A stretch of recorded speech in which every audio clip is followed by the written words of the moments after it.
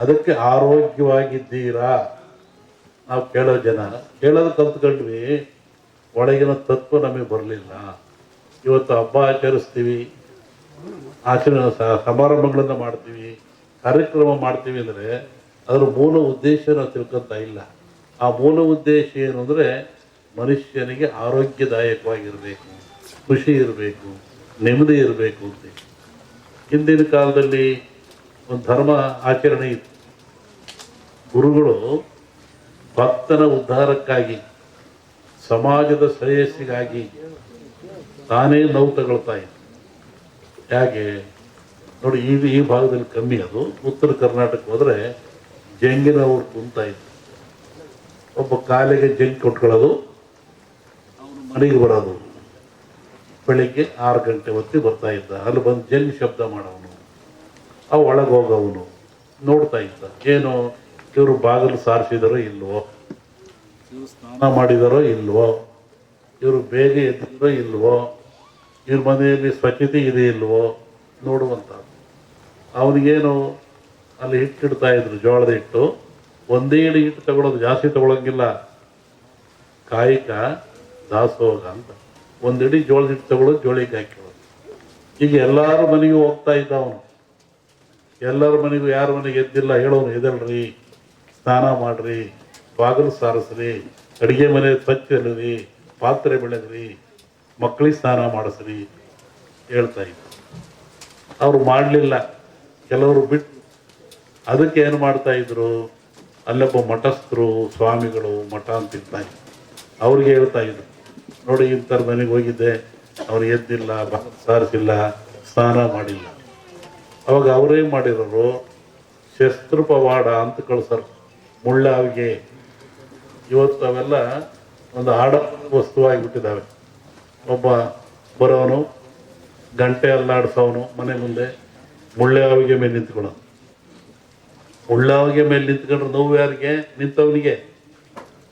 ಗಂಟೆ ಅಲ್ಲಾಡಿಸ್ ಜನವೆಲ್ಲ ನೋಡ್ತಾ ಇದ್ರು. ಯಾಕೆ ನಿಂತ್ಕೊಂಡಿದ್ದೀರಿ ಸ್ವಾಮಿ, ಏನು ಕೆಲಸ? ನೋಡಿ, ಇವ್ರು ಬೆಳಿಗ್ಗೆ ಬೇಗ ಹೇಳ್ತಾ ಇಲ್ವಂತೆ, ಇವರು ಸ್ನಾನ ಮಾಡಲ್ವಂತೆ, ಇವರು ಮಕ್ಕಳಿಗೆ ಸ್ನಾನ ಮಾಡಿಸಲ್ವಂತೆ, ಎದ್ದುಗಳು ಹಂಗೆ ಕಾಫಿ ಕುಡಿತಾರಂತೆ, ಯಾವುದೋ ಆಚರಣೆ ಇಲ್ವಂತೆ. ಅದಕ್ಕೆ ನಾನು ಮುಳ್ಳಾಗಿ ನಿಂತ್ಕೊಂಡು ಗಂಟೆಯಲ್ಲಿ ಆಡಿಸ್ತಾ ಇದ್ದೆ.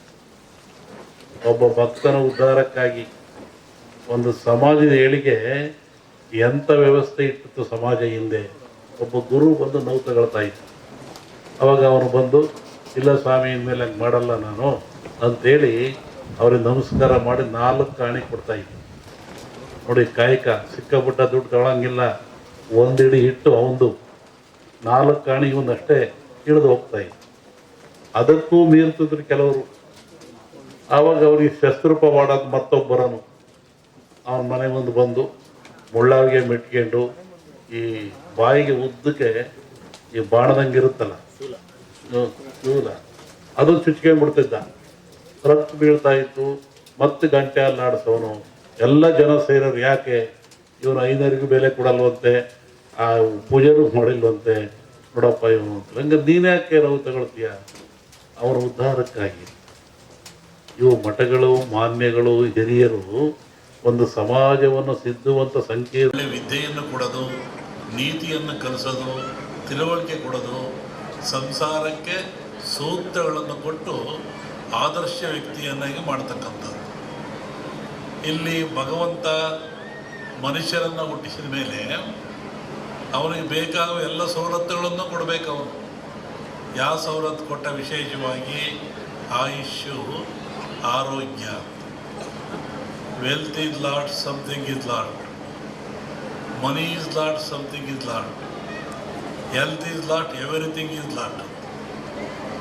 ಆರೋಗ್ಯ ಏನಾದರೂ ಕೆಟ್ಟರೆ ಎಲ್ಲವನ್ನೂ ಕಳ್ಕೊಳ್ತಾನೆ ಮನುಷ್ಯ. ಏನಿದ್ರೇನು, ಆರೋಗ್ಯ ಭಾಗ್ಯ ಇಲ್ಲದೆ ಹೋದರೆ, ಆಯುಷ್ಯ ರೇಖೆ ಇದ್ದೇನು, ಸಂಪತ್ತು ರೇಖೆ ಇದ್ದೇನು, ಆರೋಗ್ಯ ಇಲ್ಲದವ್ರು ಏನು ಮಾಡ್ತಾನೆ? ಏನೂ ಮಾಡೋಕ್ಕಾಗಲ್ಲ. ಹಾಗಾಗಿ ಭಗವಂತನ ಪ್ರೇರಣೆ ಇಂತಹ ಗಿಡಮೂಲಿಕೆಗಳನ್ನು ಮನುಷ್ಯನಿಗೆ ವರವಾಗಿ ಕೊಟ್ಟ. ಇದನ್ನು ತಿಂದು ನೀನು ಉಪಯೋಗ ಮಾಡಿಕೊಂಡು ಸದೃಢವಾಗಿ ಬಾಳು, ಆರೋಗ್ಯವಂತನಾಗಿ ಬಾಳು. ಭೂಮಿಯ ಮೇಲೆ ಸದಾಕಾಲ ಎಂದು ಒಳ್ಳೆಯದನ್ನು ಮಾಡು ಅಂತೇಳಿ ಇಂತಹ ಗಿಡಮೂಲಿಕೆಗಳನ್ನು ಕೊಟ್ಟ ಭಗವಂತ. ಇದು ಇವುಗಳ ಹಿಂದೆ ಹೋಗ್ತದೆ. ಸಮುದ್ರ ಮತನಾಯಿತು, ಇಲ್ಲಿ ಬರೆದಿದ್ದೀರಾ, ಸಮುದ್ರ ಮತನಾಯಿತು. ಸಮುದ್ರ ಮತ ರಾಕ್ಷಸರು ದೇವತೆಗಳು ಆದೇಶ ಕಟ್ಟಿ ಎಳೆದರು. ಎಲ್ಲ ಬಂತು, ಲಕ್ಷ್ಮಿ ಬಂತು, ಐರಾವತ ಬಂತು, ಕನಕಾದಿಗಳು ಬಂದು, ವಿಷ ಬಂತು. ಎಲ್ಲವರು ಹಂಚ್ಕೊಂಡ್ರು. ವಿಷವನ್ನು ಯಾರು ಹಂಚ್ಕೊಳ್ಳಿಲ್ಲ. ಆವಾಗ ಪರಮಾತ್ಮ ಕುಡ್ದ.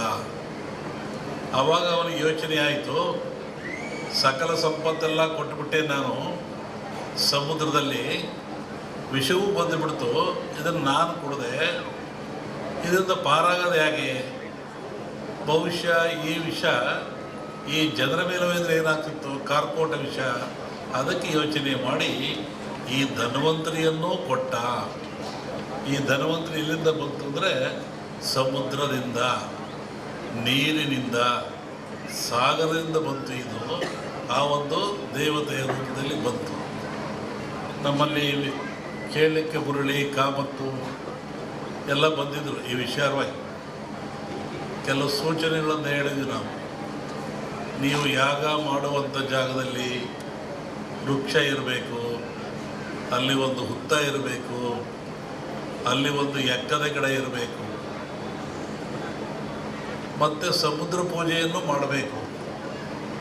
ಯಾಕೆಂದರೆ ಮೂಲ ಸಮುದ್ರವೇ ಮೂಲ. ಇದಕ್ಕೆ ಗಿಡ, ವೃಕ್ಷ, ಬಳ್ಳಿ ಇದಕ್ಕೆಲ್ಲ ಸಮುದ್ರವೇ ಮೂಲ.